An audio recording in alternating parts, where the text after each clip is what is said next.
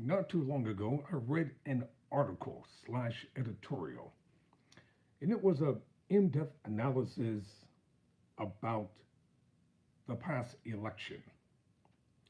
And throughout the course of the article and the video, a comment was made, quote, it was never about gas prices and food prices.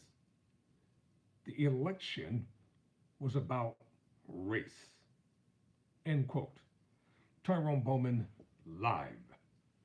Welcome to the program on tonight. And before I get started on a hot button topic, for those of you who have subscribed to this channel, thank you for subscribing. Appreciate your subscription very much.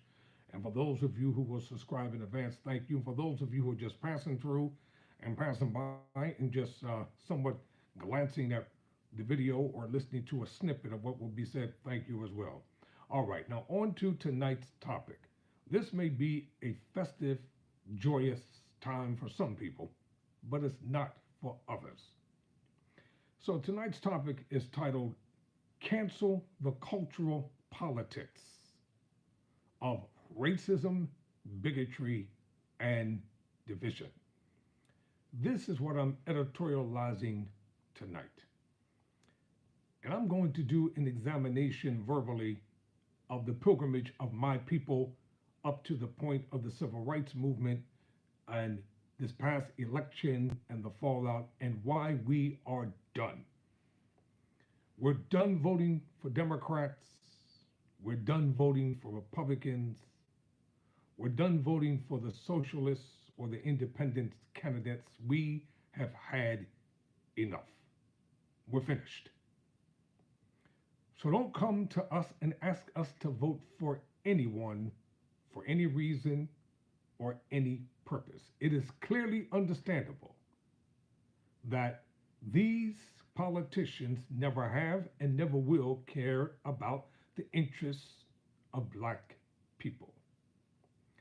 Even going back to the days of the inception of America and the days of slavery, our people have been the most devoted people to America, and we've been the most unappreciated group of people. Our people have fought in every war. Our people have supported every party.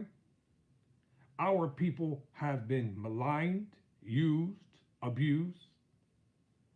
Even throughout the days of slavery, the only one day of the year that our people had off, it was the so-called Christmas holiday. That's the day that the slaves didn't get beat. They didn't get raped. They didn't get molested. They didn't get butchered. They didn't get castrated. And there are some of you, you don't like this conversation, and that's fine, I really don't care. Because America's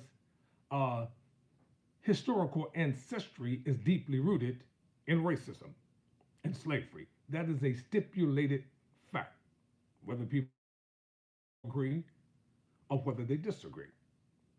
And the sad thing about it is, even during the days of slavery, you had the coons and the Uncle Toms and the sellouts who always sided with the slave master, even above the interests of their own people. Those who lived in the master's house weren't subject to the cruelty and the debauchery that the field slaves had to deal with every single day. They lived in the shacks. They worked in hot weather, cold weather. They had to eat the scraps and the garbage that was left behind. And they were forced to do many unpleasant things that just wasn't decent. This past election has shown, without a doubt, exactly what America is all about. And even after the Confederacy lost the Civil War, it was a Confederate general who founded the KKK. For what purpose? To terrorize, threaten, intimidate. Who? The freed Black slaves who virtually had nothing. They had nowhere to go. They had no money. They had no prestige, no honor. Some had no education. The Emancipation Proclamation was signed, but it didn't give them anything for all their years of servitude and labor. Let me tell you all something tonight as you're passing through. I have talked to members of my family who were old, scarred, in many ways very bitter, tired, and exhausted because they came up through the bigotry, they came up through the Deep South, they came through the racism, they came through the segregation. Where did the Republican Party come from? They came from the Democratic Party. They were called the Dixiecrats originally. Those were your racists and your bigots and your powerful slave owners and et cetera, et cetera. And at one time, the Republican Party was supposed to be the party of liberty, supposed to be the party of championing the cause and the plight of the poor and the marginalized men and women. And once black people started joining the Dixiecrats, they left the Democratic Party and they became a part of the GOP, the Grand Old Party. The Grand Old Party stood for representing the interests of the Old South. Jim Crow really happened. Yes, Jim Crow really happened. The murder of Emmett Till really happened. The murder of Edgar Medgar Evans really happened. The castration of black men really happened. Lynchings in America really happened.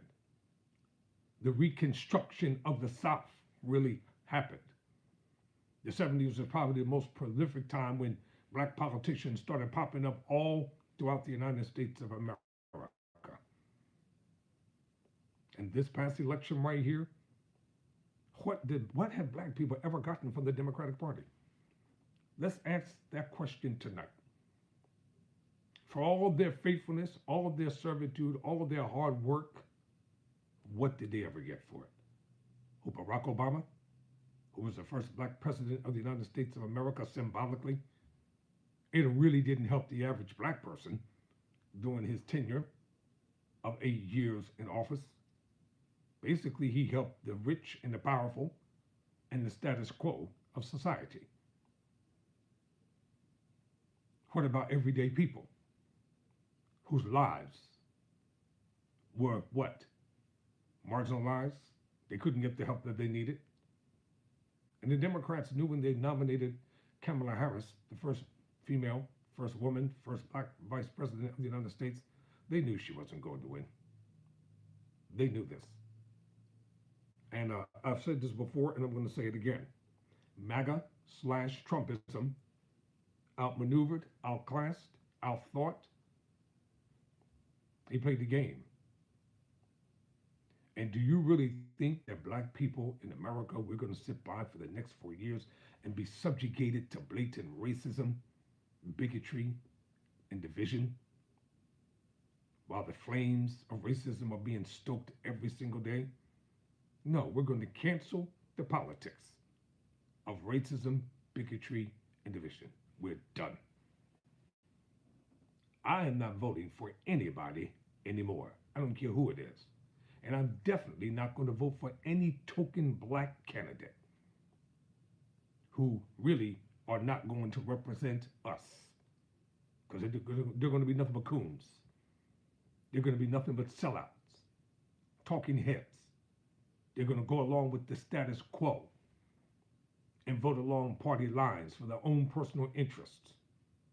What did all those black politicians get for supporting their candidate in the Republican Party? Not one of them was even considered for a cabinet level position. We don't care about Herschel Walker being appointed the ambassador to the Bahamas. Are you serious? Or some token black person working in HUD? So when the inaugural takes place on January 20th, we're canceling it out. We're not watching. We're not participating. We don't want to hear anything anymore because we already know what's going to be implemented. They're going to talk about doom and gloom, and racism will be on parade, and it will be in coded language that they think that we are not intelligent enough to decipher. Meanwhile, you got the young rich white boy who murdered or executed the now deceased CEO of United Healthcare, and he's being paraded around as some type of hero, some type of celebrity. He is being treated with kid gloves. Why? Because he comes from a very wealthy family and because he's a graduate of the University of Pennsylvania. So he's supposed to receive preferential treatment. If that was a black man, they would be calling him every filthy, ungodly name under the sun, night and day. But the media is not calling him a killer. They're not calling him a thug. They're not calling him a hoodlum. They're trying to find some psychological reason as to why he quote unquote allegedly did what he did. Meanwhile, Sean Diddy Combs still languishes in the Metropolitan County Jail. He's been denied bail, I think 3 or 4 times now. They're not going to let him out to prepare for a proper and decent trial. The New York mayor, who has been indicted, he's still roaming, walking around free, even after being indicted. And I told y'all what's coming. You all don't believe it, but you're going to find out that it's real and that it's true. He's going to use, Eric Adams is going to use the Democrats to get him reelected, and then he's going to defect to the Republican Party and turn on y'all. He's going to become your worst problem and worst nightmare. He wants to be Ed Koch 2.0. So why are we canceling out the cultural politics of racism, bigotry, and division? Because it's never going to change. It's always going to be the same thing, over and over and over again. And the racists have gotten more slick. They have political action committees, aka PACs, under slick names like Moms for Liberty, the Preservation of American Values, and any other dumb names they can think of. And underneath it all, beneath it all, is racism, bigotry, and division. My black brothers and sisters, you better listen up tonight. Concentrate on blackonomics. Concentrate on the power of green. Concentrate on understanding and learning how to play the game of life.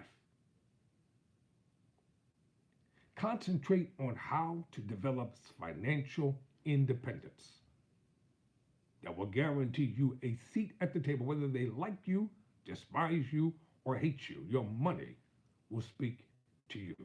Why do you think there's a sudden major interest in Africa? It's not because they love Africans. It's about the exploitation of Africa's natural resources and how those hand clapping, singing, dancing Africans can be beguiled, manipulated, and taken advantage of through their leaders. Every time you turn on the news, they're always showing starving Africans barefoot and all this kind of crap and foolishness. How is it that in a land, on a continent of vast wealth and riches unparalleled to any other nation upon the face of the earth, that Africans are starving? From Nigeria to Soweto to South Africa, Johannesburg, and in between. Why are our people starving in Africa? There are plenty of African billionaires. There are plenty of Africans who are wealthy. There are plenty of Africans who are doing great and powerful things. So, we're canceling it all out. We're done. We're not helping the Latinos who turned their backs on Kamala Harris and voted against her. You all were the main ones who voted for the other guy because of your bigotry and your hatred of black people. Who comes to your stores? Who buys your wares? Who stimulates and fuels the economy of the Latino and the Mexican stores that are throughout the hoods? Who puts food on the table for your family? But you don't like to hire black people in your stores because you disdain us.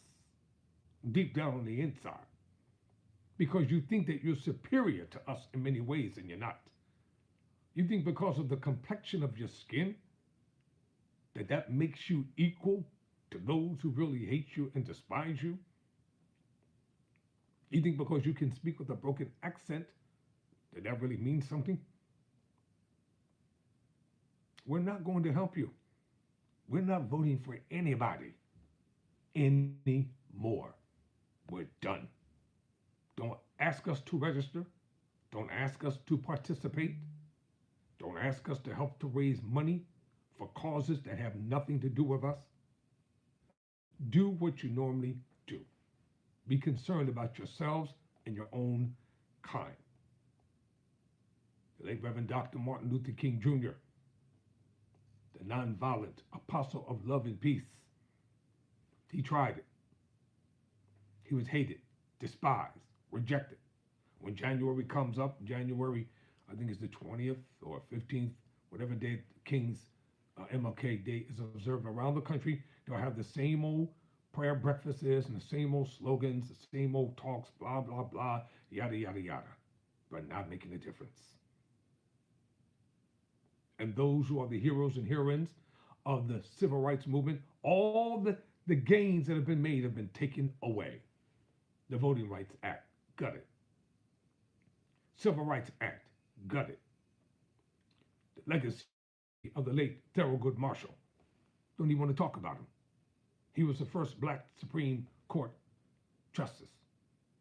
They tried to not even mention his name, like he never existed, like he didn't sit on the bench for 30 years and judiciously advocate for causes that were decent. They don't want to talk about Dr. E.B.W. Du Bois. They don't want to talk about people like Frederick Douglass and Booker T. Washington. They don't want to really talk about Harriet Tubman in that stupid movie they made. It was a ridiculous movie they made about Harriet Tubman. It was dumb. It was stupid. I don't need Hollywood to depict anything about us as a people, because they always want to find a way through their depiction to try to insult us, malign us, try to berate us. It doesn't matter how many rich, quote unquote, black millionaires they have athletically and musically. Where's their power? You know why they can't advocate for us? Because too many of them are invested in prison privatization. They're too invested in things that are diametrically opposed to us and for our growth and economic development. The so-called thugs in the videos perpetuate that the music industry is not owned by us, but they perpetuate all that garbage and trash and filth and perversion, bringing it into the homes and lives of us. It's time for our young men and women to wake up. Wake the hell up. Get your acts together. The decent young black men and women who are going about every day doing wonderful things, they don't get any credit. They're never recognized. Those who are doctors and lawyers and professors and scientists, geometrists, mathematicians, those who have come up with great discoveries through medicine and scientific innovation, those who are a part of the IT, who are doing great things in the world of AI and computerized technology, they don't get any credit at all. Because all they want to show to the news media is a marginalized aspect of us, always perpetrated in a negative light. That's what the black exploitation movies of the 70s and 80s was all about. Oh, I didn't forget about them, and you haven't forgotten about them either. That's what Sanford and Son was about, and All in the Family, and the Jeffersons, and Good Times. And what was so good about Good Times? Nothing was good about Good Times. A few laughs, the phraseology, dynamite. They were still stuck in the projects. They were still poor. JJ still couldn't keep a job, even at the Thelma met a football player, and etc. Then he broke his leg. You almost really think we're stupid. And in closing, I'll put it this way. You know what these political leaders hate more than anything else? When they are ignored. When nobody pays them attention because they're narcissistic and egocentric. And they want to be idolized. They want to be worshiped.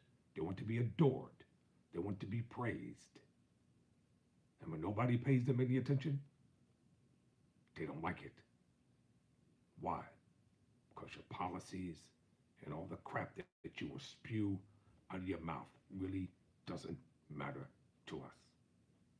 Since we know you hate us, we know that you loathe us, and we know that you despise us, and we know that you cannot stand us, and you hate the term critical race theory. You hate the term woke. Oh, we're very much awakened, but we're very much aware of the true intents of your heart throughout this divisive campaign. So you all can try to talk to us and tell us to continue to work within the system and be engaged. We're not doing nothing. We're finished.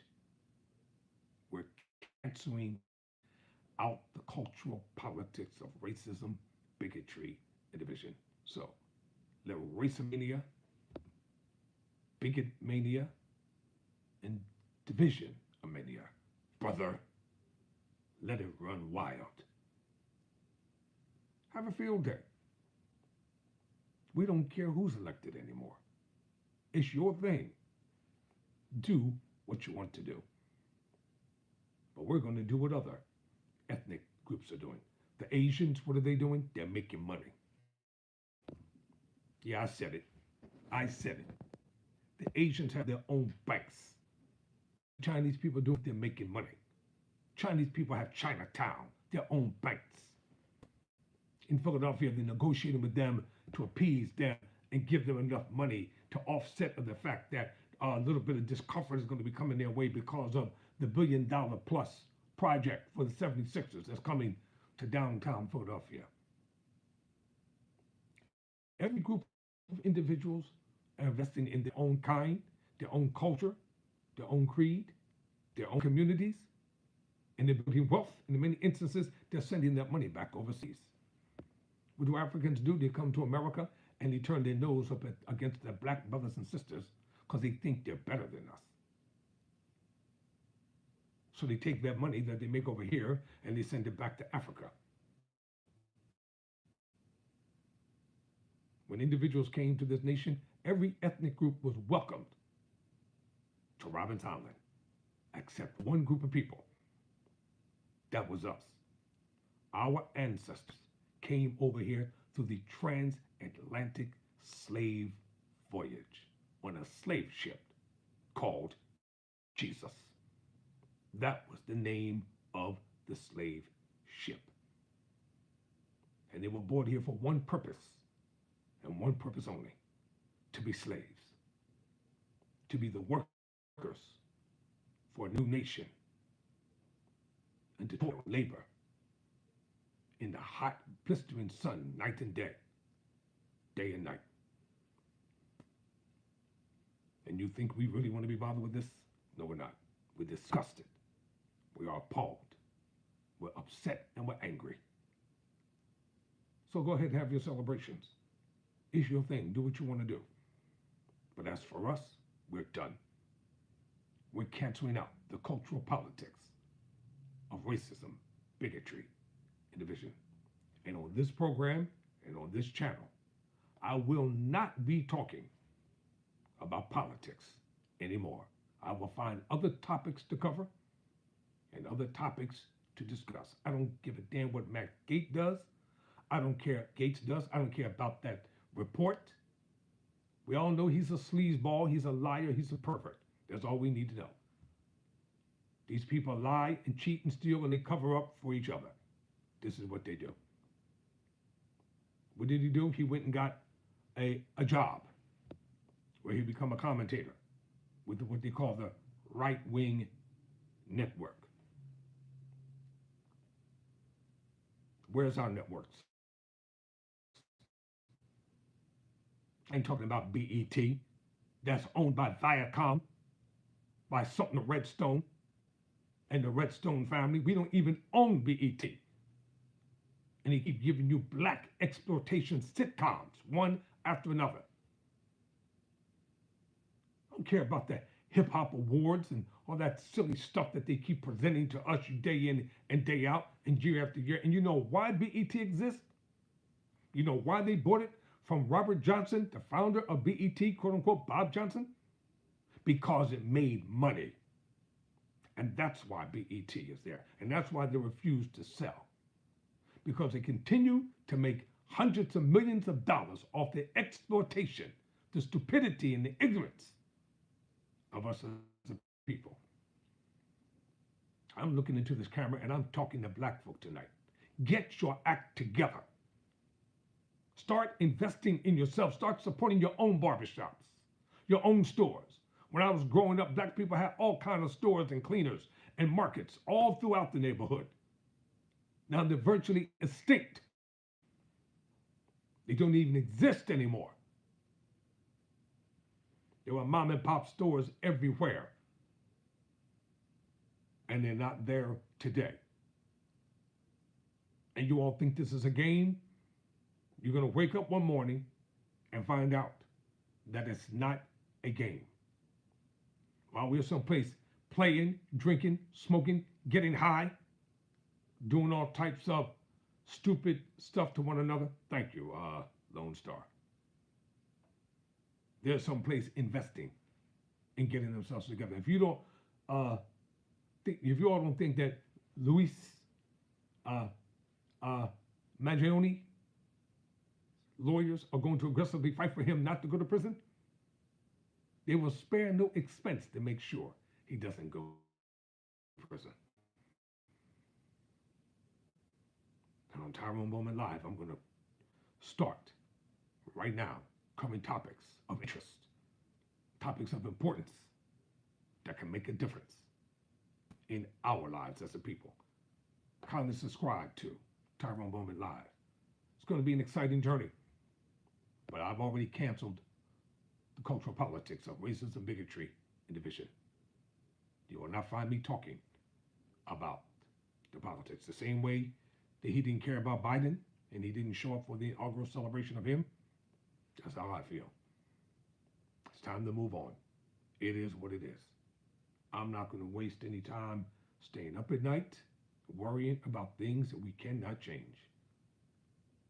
Do quote unquote, do for self, close quote. Those are the words spoken by the most honorable election.